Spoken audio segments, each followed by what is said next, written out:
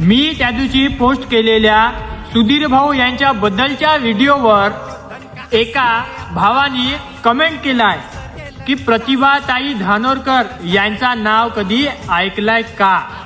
तर माझ्या भावा, प्रतिभाताई धानोरकर यांचा मी नाव सुद्धा ऐकलाय आणि प्रत्यक्ष त्यांना मी पाहिलं सुद्धा आहे.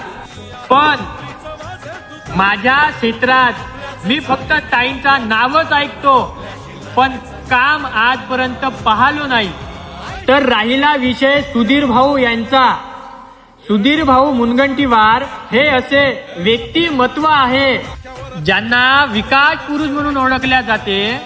एकदा की ते काम हातात पकडले तर 100% पूर्ण झाल्याशिवाय माघार घेत नाही.